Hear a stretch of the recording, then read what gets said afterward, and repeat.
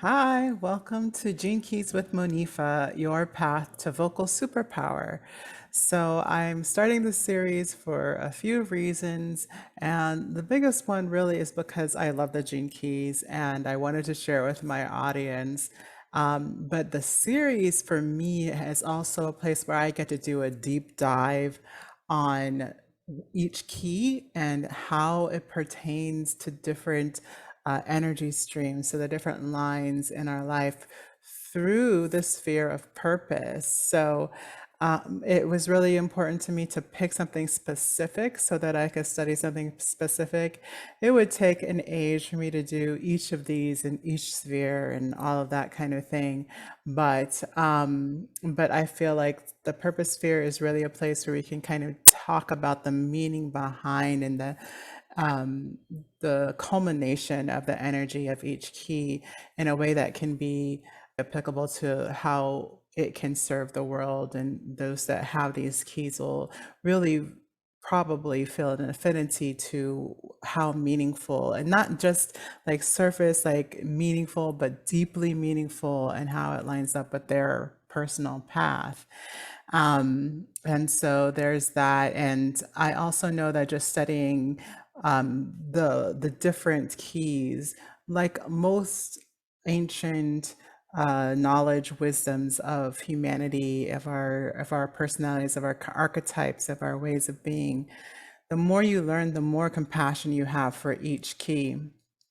These next two sets that we're going to do are are very deep. They're very deep, and such a tenderness to the next two keys. I just want to remind everybody that that it is really, there's nothing wrong, right? There's nothing that's bad in any of this, and it's really how we decide to live forward and how we are perceiving it that is going to really depend on how much you get to use this beautiful gift in your own life, and speak to it in your own high vibration, because in all of these methods of kind of typing, they're all a part of us. It's a part of being human to have any of these energies. So it's for all of us, right? Each key is for all of us. So yeah, okay. Never disregard a key, and never disregard your shadow. Like there's nothing wrong with the shadow. It is a low frequency, but it's magic as it points us directly into the highest possibility for our energy. So there's nothing to shy away from there. Okay. We are starting with the purpose sphere because it's the purpose. It's why you're here. It's what you're made of. The gene keys are literally pointing to the DNA structure, the amino acid that is the energy that makes up your being, this energy, right? And if you want to do the full golden path, it actually starts in a different area, and takes you through an activation sequence, a Venus sequence, which is about relationships and love, and then a prosperity sequence. So, what is your vocal superpower? I did create the vocal superpower chart. It is an amalgamation predominantly of the gene keys, but also of Western astrology and human design. And so I consider them all when I'm looking at the Vocal Superpower chart. And the reason why I decided to put it together is because I wanted something that spoke directly to the energy that was trying to live through us as human beings in the work that we do, in our voices. And when we look at that, it just really points to the things that are trying to come through us, what motivates us to persevere, even in our most challenging times, and what really lights us up, what makes us authentic, what makes us yummy to the people that we are talking to, and memorable, right? Authentically memorable. So, not trying to be somebody else's version of memorable, I think, is a very important part of the Vocal Superpower chart. So, if you are ever interested in delving deeply into your voice and how you are self expressing the energy that you came into the world with, please go ahead and click in the link below for the Vocal Superpower chart, and I would love to see you there.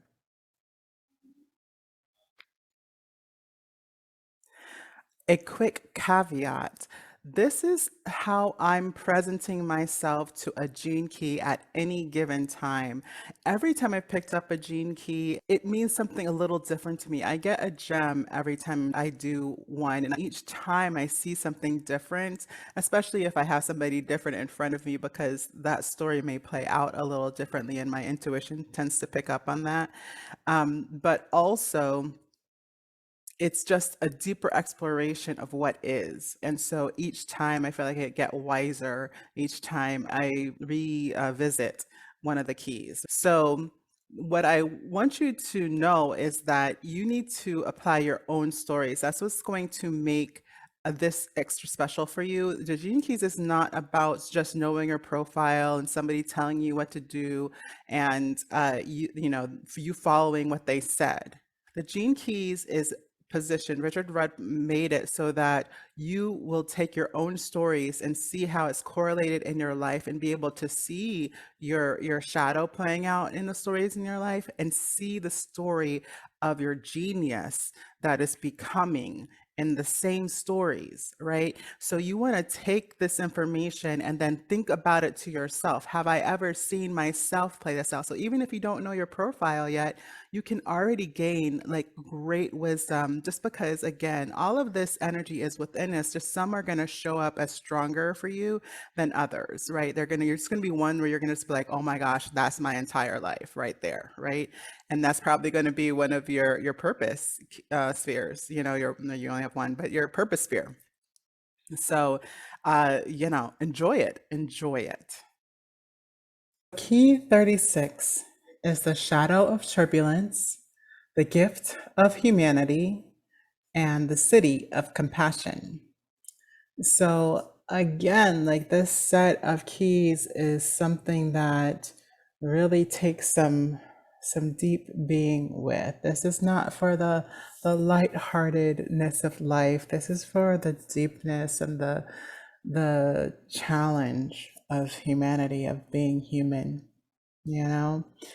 And what's beautiful is that it doesn't avoid the realities of life that we experience. Many of us experience deep suffering in ways that many of us, others of us, can never fully understand, right? And the beauty of this key is that it recognizes that because of its own life experiences. This is an emotional battlefield, and it's fought in the body and the feelings of emotion. It's also speaking to the uncertainty of life. It does speak to the shadow of humanity where we are constantly looking for something to go wrong. We can see this in our nature of our news and media, always reporting what's going wrong and the bad things more than anything else. When I first I just decided not to listen to news anymore, it was when I realized that it was disproportional. Yes, we needed to know these things, and we also needed to know what's going well in the world. And the reality is, if everybody was functioning in this negativity and these, politicians, greed games, and the undermining of the entire society, if all of us thought that way, felt that way, functioned that way, we would not survive. We wouldn't have made it this far.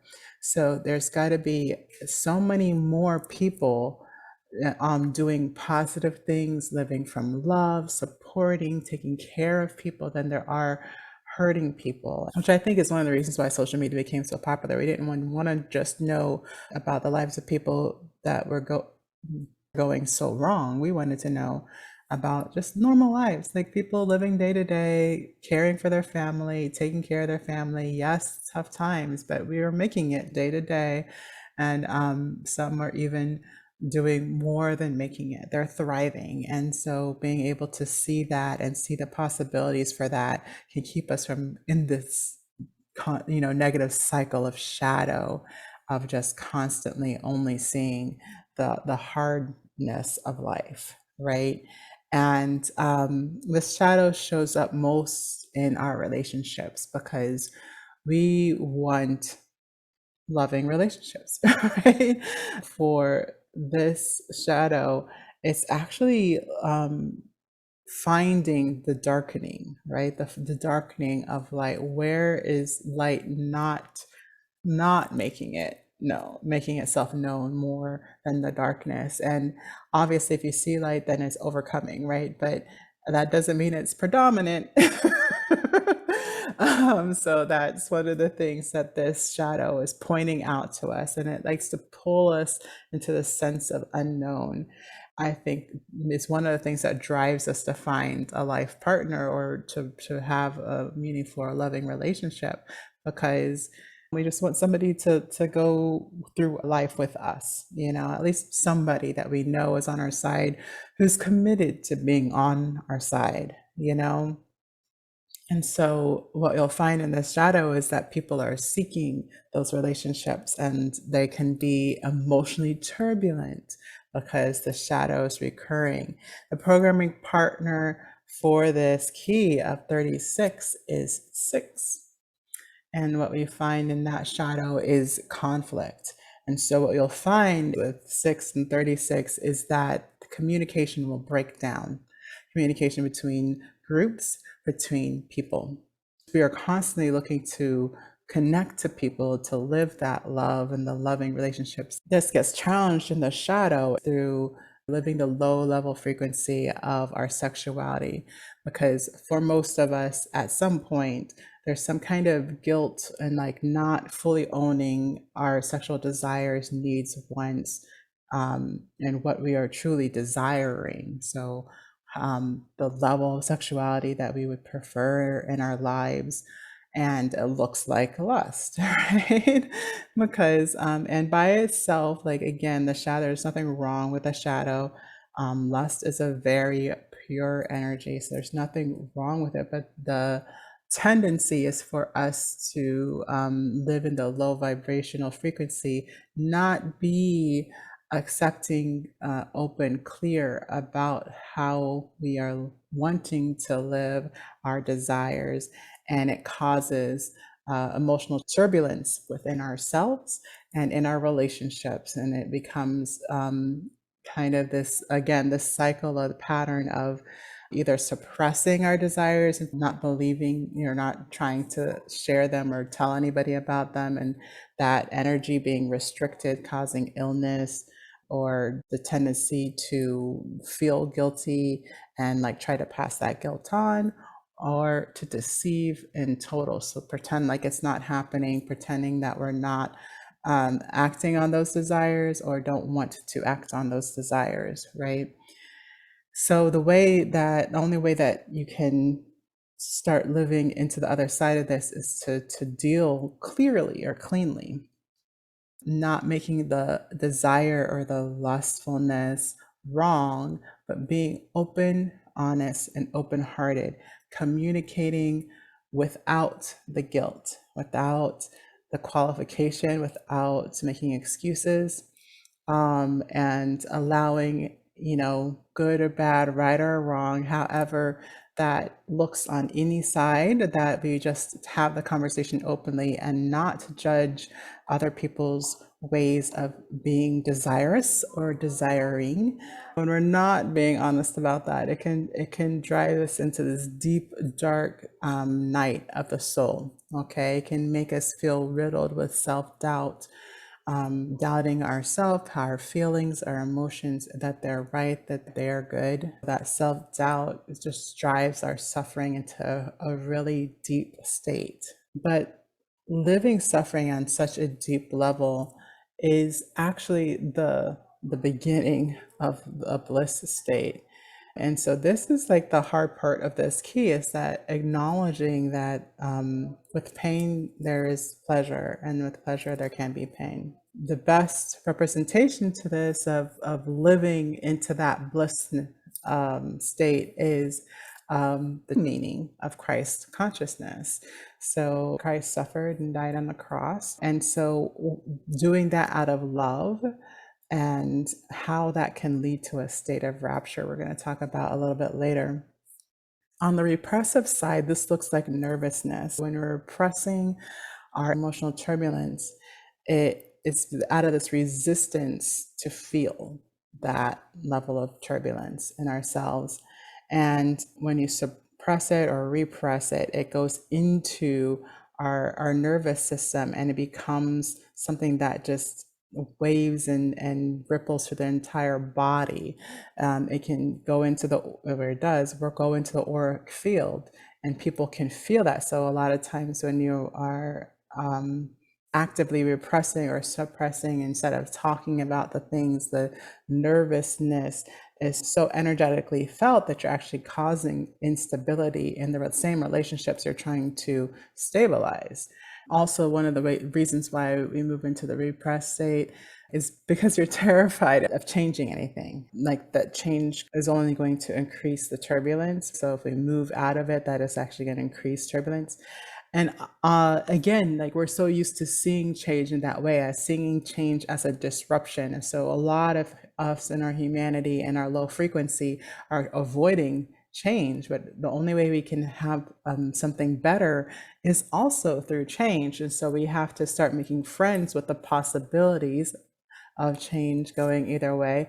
But especially for this key, and especially in the line that we're talking about today, this is a good thing. We want to embrace change. So even though it feels terrifying, when you want to contain it, and you want to have the sense like, no, everything's fine, everything's good, everything's calm, right?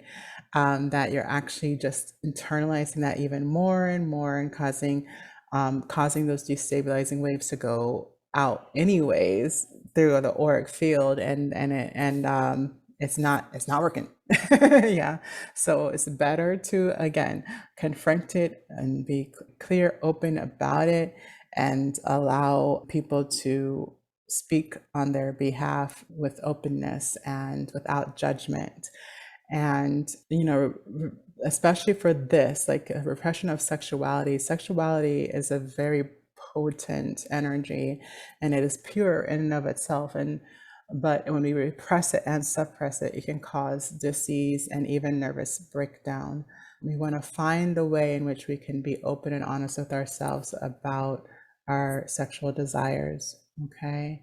And others, when we can be open with others, and not allow other people's beliefs or morality to taint the pureness of our energy, then we can start living into a higher vibration. So on the reactive side, it looks like being crisis prone. This is something where emotional turbulence seems like it follows people, like being emotionally disruptive. And it is just, essentially lies, things not being out in the open, not being honest in emotional relationships, creates this external happening of high drama, high emotional turbulence happening in and around your life.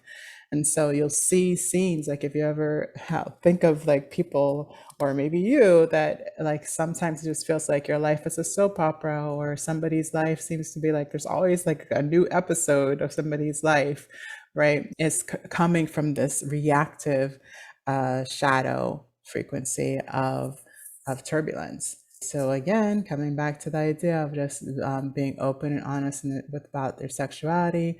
So the gift here, the gift is humanity, and dealing with sexuality openly and honestly allows for us to recognize each other's paths and each other's suffering, and it connects us because we're all human. We've all experienced some level of suffering. We talk about the different areas of sexuality, like LGBTQ, and all the different experiences people have. And we often assume if we're not in that category that we can't know what it is about. But all of us have gone through being a preteen, right? And we know that the trouble of not knowing where these feelings are coming from, or what they are exactly about, and why do they feel different, and why is that person so comfortable with the way they feel, and why do I feel the way I feel, right? Like, we've all had those self-doubting moments. So having a bit of humanity and just knowing that we all have our own experiences and they always feel highly individual. And then some of us have the further challenge of it being new or not readily known by the majority of other people, right? So having to explain something so intimate and be open and be honest and, without the guilt, right? Like when our guilt's usually not really by us, it's what we perceive from the outside world. So it's not like we choose guilt all the time, but it is tends to be a part of our sexual experience. So just being loving and knowing that we are all going through a version of this, and being as open and honest as we possibly can, it gives us ability to connect on a true human level. And this is what being a human being is all about, is being able to share our emotions in an open and honest way, and allowing our personal suffering to be connected to, and allowing that conversation of being a victim, right? Of being a victim to society, of circumstance, um, that it doesn't fate you to not communicate ever, right? And never communicating clearly and cleanly doesn't have to be the result, right? We can live into the higher vibration and frequency once you recognize that that's a possibility. If you are looking through that shadow of sexuality and emotion, you can allow that amalgamation, that configuration, moving through guilt and coming from suffering, to become rapture. Um, and this is really the only difference between the two. It's not that the suffering stops, we're still being human around here, right? But we are able to use that experience to connect to each other as humans, instead of pushing people away and creating situations and emotions that people cannot stand with and for, right? So that ability to experience new situations and emotions that other people never have had is the gift. It is the gift, like having an experience that nobody else has had and bringing that understanding, wisdom, knowledge of humanity to the rest of us is like the gift. Also creates this immense ability to negotiate challenges and potentially emotionally turbulent situations from other people with maturity and diplomacy, and being able to take your feelings into account and other people's feelings into account. So nobody's left out, right? It's all a way for all of us to come together in our own varied experiences and to truly understand people who have these variations and high emotions. There's so many that have different experiences, but somebody with this gift can understand in a way that many of us may not be able to. And so that in and of itself is a gift. And this key brings the celebration of our humanness, our living the suffering and being open hearted, anyways. Like it's an amazing gift to be able to give others. And that work of doing that, going deeply into your own feelings and going deeply and being honest with yourself, and then building the ability to be honest with others, is beautiful, and it draws others who need that strength of emotional healing. And it tells us how to live a life that is full of flavor, of being, that beingness of difference that says, oh, there's more to live in life, and don't be afraid to live a fullness of life, right? That's what you are representing and showing us all. I think the biggest gift is just being able to, with people that have such high emotional turbulence, that you are able to come and bring them in and live in love and not think of them as less than for having another experience, because we're all full in our desires. We're all full. There's nothing missing in our desires. It's just how we again speak to them and live with them and live with each other, with the city of compassion. So when it moves into the city, we're talking about the best example of the city being the life of Christ. And one of the ascended beings, Christ, one of the few that has suffered, like in the way of physical suffering and of living that suffering as death, as being persecuted unto death. I feel like one of the reasons why Christ is such a divine light is because people can associate that suffering with being human. And a lot of our ascended masters, they seem to have so far transcended that there is no suffering. Jesus was the opposite of that, and it creates a divinity that's approachable.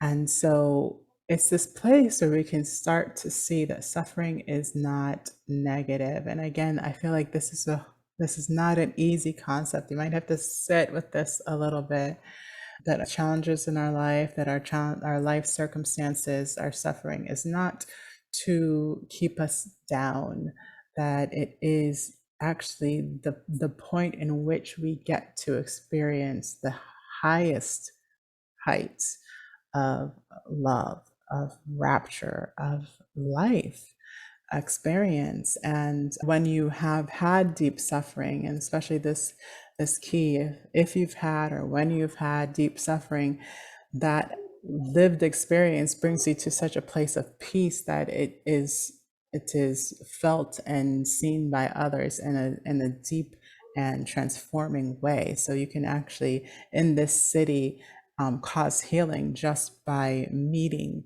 people and them seeing in you that sense of peace as a result of living life.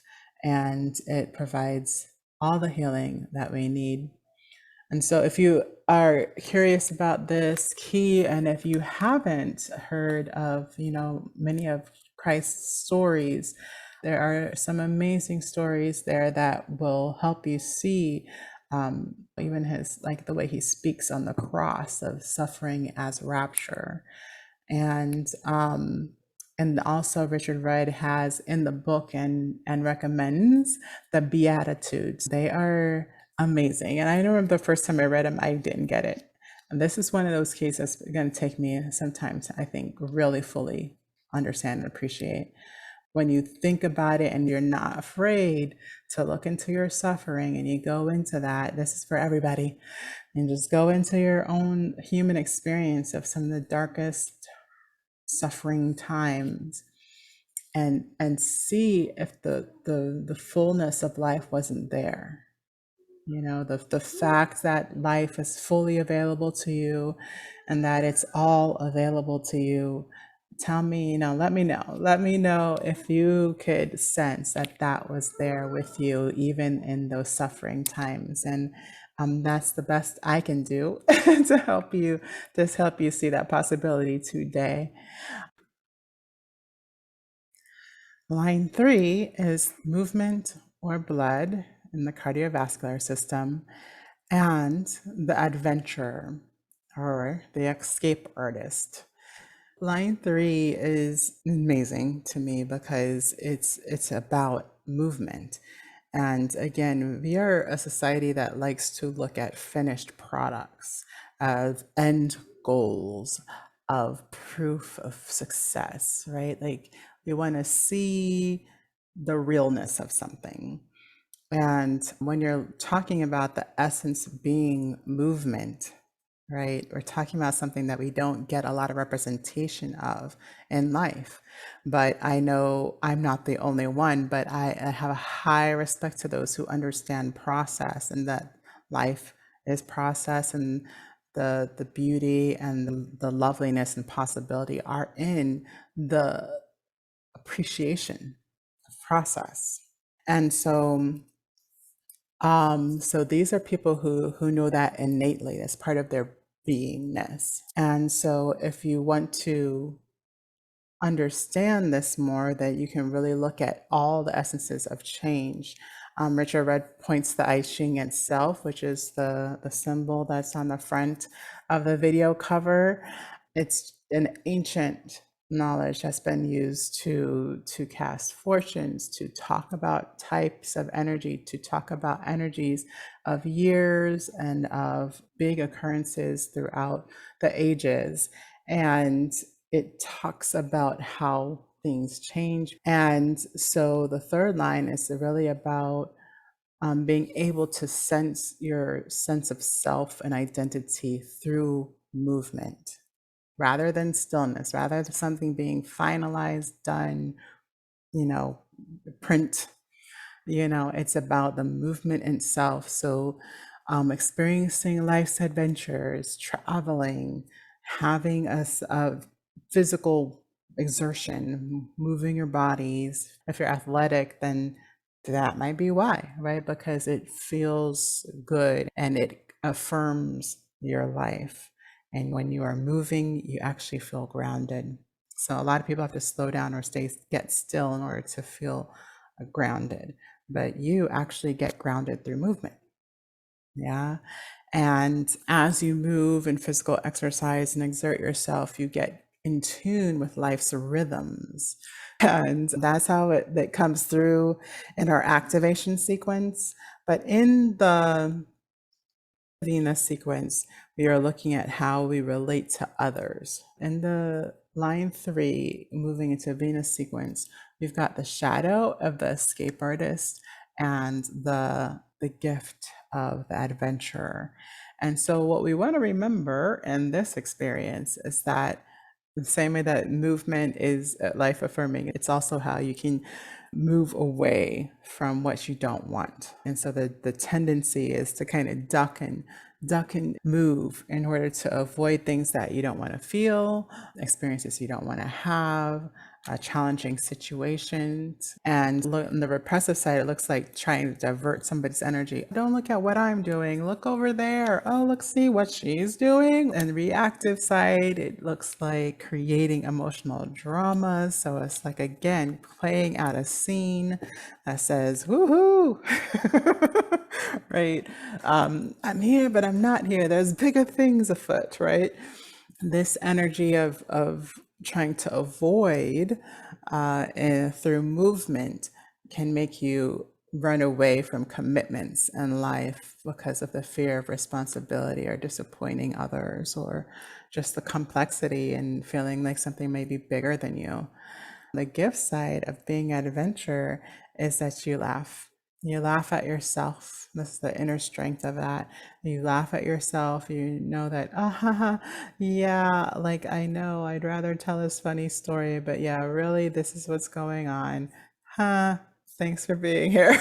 And the outer strength of accepting the feelings of others. So, like, you get to, once you're living in this gift of this, you really realize, oh, we're all feeling a little insecure. We're all trying to look our best, and we recognize when others aren't feeling that way. And so we get to take them into our arms and or just a friendly smile, and letting them know that they're accepted even if everything is not looking or going right. The highest potential of this gift is just being so enthusiastic, it's contagious. Like, the more you're into something, the more everybody's into something. So you can get a group to get lively and to recognize the ability to live and through movement, right? So you're probably the person that can get everybody to go out to the festival, or out to the movies, or out to dancing, right? Where that, if you have any friends like me, that might take a lot of effort, but you have a very natural a natural ability to get people in and involved and doing, and people find that contagious about you. So the line 3, living through key 36. So again, movement, blood, the blood moving through the cardiovascular system, adventure, escape, right? The shadow side is something that is just seeking. It's seeking experience. It's the one that's out there seeing how many experiences it can have, how many places it can go, how many adventures, where are the bounties, where are the best, most passionate experiences life has to offer, and being willing to experience them all, to bring them back and say, this is what works, or this is the possibility of living life to its fullness. That is really what we're talking about in the line 3, living through 36. Always being open and honest about the challenges, that having that fullness of life and experience, that if you can be fully open and honest, we get the most out of it and we learn the most about life's amazing possibilities. On the shadow side of trying to avoid or escape scenarios of emotion, not having to deal with the results or consequences of high emotion, like lust.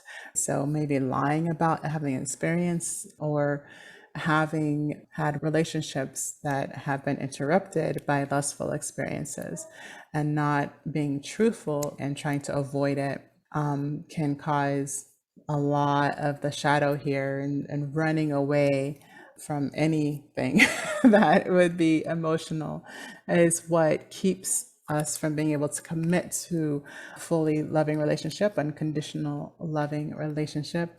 The gift of that wants you to laugh. You can laugh at yourself. You can laugh and enjoy the passionate possibilities of your nature. And let's laugh. Maybe you've gotten to the point where you can laugh at the silliness of youth, right? Of not realizing maybe some of those soap opera situations that could have happened. And accepting yourself fully, accepting yourself as a passionate, fun loving, wanting the most and best experiences of life, accepting yourself for that, and not feeling guilty, and not letting others make you feel guilty for that. And then passing it on in the highest potential. You're passing on enthusiasm and celebration of the height and joy and passion and love of life.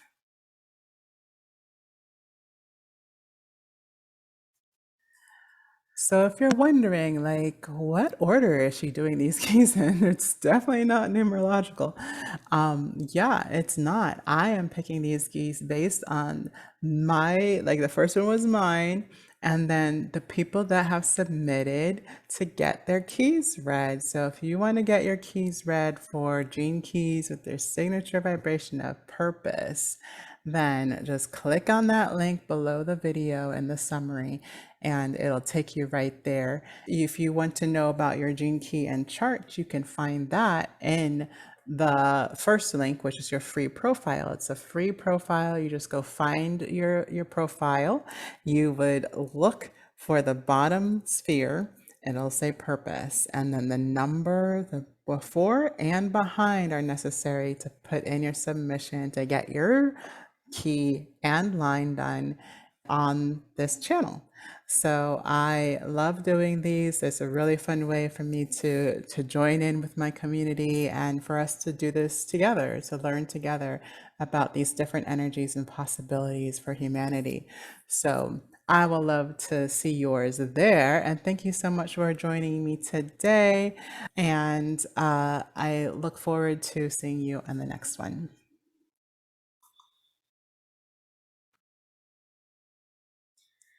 So now I will do a vocal contemplation of key 36.